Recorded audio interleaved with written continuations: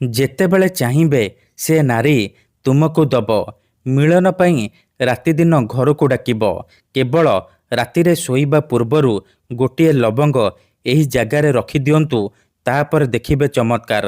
ହଁ ଫ୍ରେଣ୍ଡସ୍, ଯଦି ଆପଣ କେଉଁ ଝିଅ ବା ବିବାହିତା ନାରୀର ସୁନ୍ଦରତାକୁ ଦେଖି ତା ଆଡ଼କୁ ଆକର୍ଷିତ ହେଉଛନ୍ତି, ତାକୁ ମନେ ମନେ ଭଲ ପାଉଛନ୍ତି, କିନ୍ତୁ ଯେତେ ଚେଷ୍ଟା କଲେ ମଧ୍ୟ ତାକୁ ପଟେଇ ପାରୁନାହାନ୍ତି, ତାକୁ ନିଜର ମନ କଥା କହିପାରୁନାହାନ୍ତି, ଆଉ ଆପଣ ଚାହୁଁଛନ୍ତି କି ସେ ଝିଅ ବା ନାରୀ ନିଜେ ଆସି ଆପଣଙ୍କର ସବୁ ଇଚ୍ଛା ପୂରଣ କରୁ, ତେବେ ଆଜିର ଏହି ଭିଡ଼ିଓଟି ଆପଣଙ୍କର କାମରେ ଆସିବ।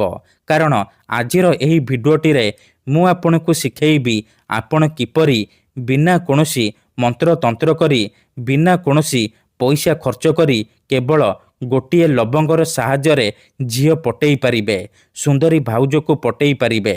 ତେବେ ଏହି ବଶୀକରଣ କରିବା ପାଇଁ ଆପଣଙ୍କୁ କୌଣସି ପ୍ରକାର ପଇସା ଖର୍ଚ୍ଚ କରିବାକୁ ପଡ଼ିବନି।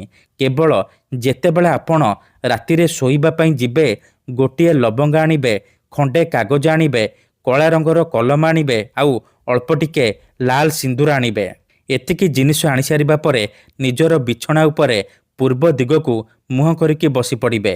ତାପରେ କାଗଜରେ ସେଇ ଝିଅ ବା ସ୍ତ୍ରୀର ନାମ ଲେଖିବେ ଯାହାକୁ ଆପଣ ବଶରେ କରିବାକୁ ଚାହୁଁଛନ୍ତି, ଆଉ ତା ପାଖରେ ନିଜର ନାମ ଲେଖିବେ।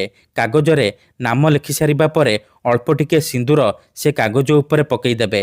ତାପରେ ଲବଙ୍ଗକୁ ଡାହାଣ ହାତରେ ମୁଠେଇକି ଧରିବେ, ଆଉ 21 ଥର ସେଇ ଝିଅ ବା ସ୍ତ୍ରୀର ନାମ କହିବେ ଯାହାକୁ ଆପଣ ବଶରେ କରିବାକୁ ଚାହୁଁଛନ୍ତି। ତାପରେ ସେ ଲବଙ୍ଗରେ 3 ଥର ଫୁଙ୍କିଦେବେ। ଏତିକି କରିସାରିବା ପରେ ସେ କାଗଜ ଆଉ ଲବଙ୍ଗକୁ ଭଲ ଭାବରେ ମୋଡ଼ିକି ନିଜର ତକିଆ ତଳେ ରଖିକି ଶୋଇପଡ଼ିବେ। ସକାଳୁ ଉଠିବା ମାତ୍ରେ ଆପଣ ବାସି ମୁହଁରେ, ବିନା ହାତ ଗୋଡ଼ ଧୋଇକି ଆପଣ ବାସି ମୁହଁରେ ସେ କାଗଜ ଆଉ ଲବଙ୍ଗକୁ ନେଇକି ଘର ବାହାରେ କୌଣସି ଏକ ଜାଗାରେ ଜାଳିଦେବେ। ମନେ ରଖନ୍ତୁ, ଜାଳିବା ସମୟରେ ଯେମିତି ଆପଣଙ୍କୁ କେହି ଦେଖିବେନି କିମ୍ବା ଡାକିବେନି। ଏତିକି କରିକି ଦେଖନ୍ତୁ, ସେ ଝିଅ ବା ନାରୀ ଆପଣଙ୍କ ପ୍ରେମରେ ଦିବାନୀ ହେଇଯିବ। ଧନ୍ୟବାଦ।